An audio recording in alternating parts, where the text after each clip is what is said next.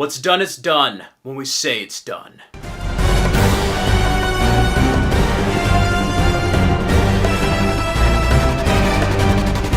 Hello everyone, I just saw Mission Impossible Fallout in cinemas. I saw it on IMAX, and if it's available in your local area in IMAX, I highly recommend it. This is one of the best missions yet. It may be the best mission ever. It is definitely one of the greatest action films of this decade. I love this. Christopher McQuarrie returns to direct this installment. He directed Rogue Nation, and this is the first time we had a director do a second entry in a row in Mission Impossible. Each film has always had a different director, whether it be Brian De Palma, John Woo, J.J. Abrams, Brad Bird, or Christopher McQuarrie.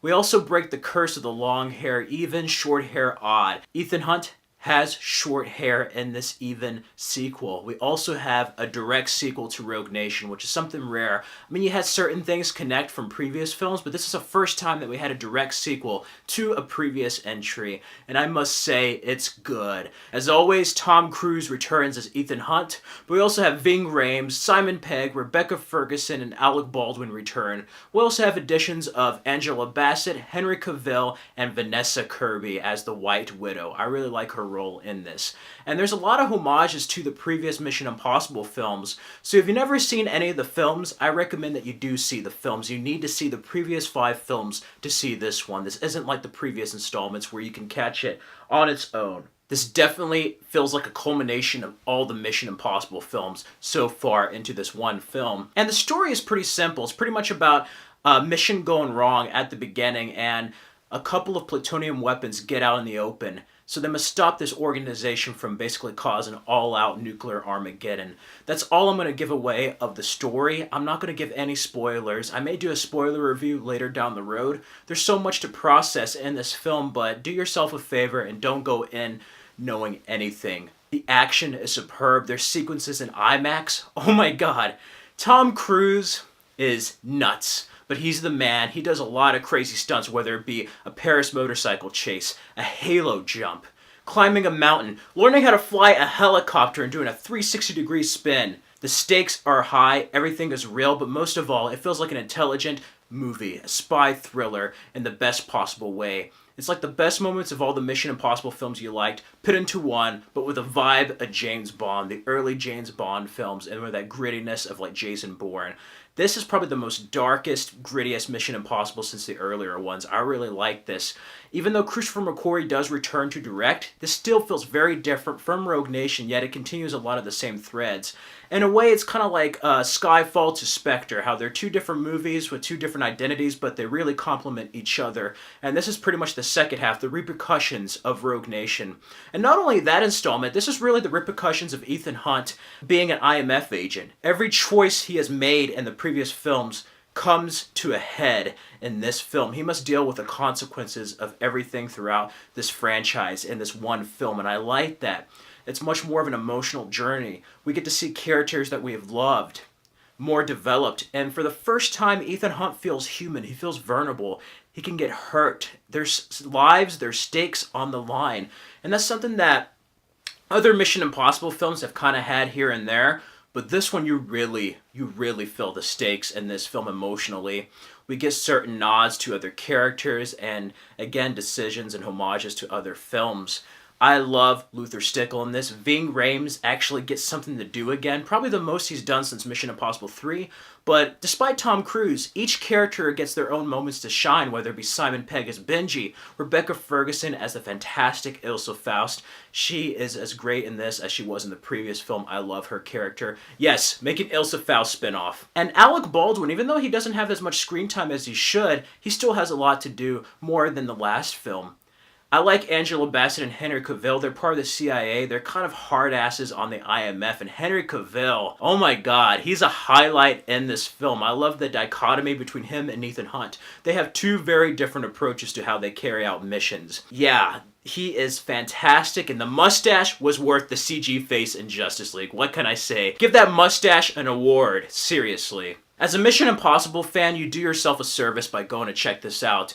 I don't know whether you may like it, love it, whatnot, but it's nice seeing the stunts done for real, and a lot of that was seen more in the behind-the-scenes footage than was seen in the film.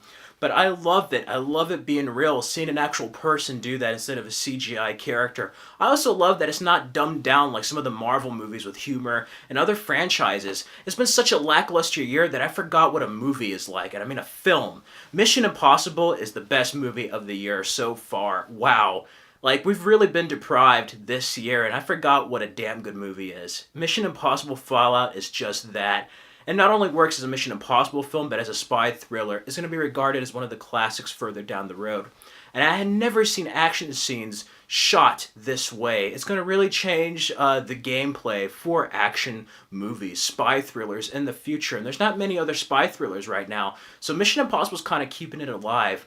All I have to say is 007's going to have to step it up a notch or two for the next installment, but I really, really love this. It gets more closer to the roots of the television show with a team dynamic, yet Ethan Hunt is more developed than ever. Tom Cruise gives his best performance as Ethan Hunt in this, and I love it. It's a joyride from beginning to end. It does run at 2 hours and 47 minutes, and it does feel a bit long at times, but there's moments where you don't want it to end.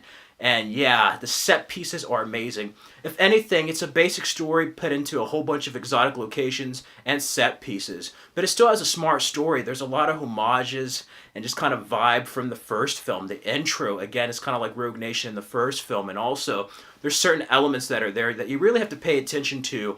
And you can kind of catch, again, seeing it on multiple viewings. Kind of like the first film. So in a way, it's almost like a combination of all the previous films, yet something completely different in terms of style and story compared to the previous entries. And yes, for a sixth film, not many sixth films are this good.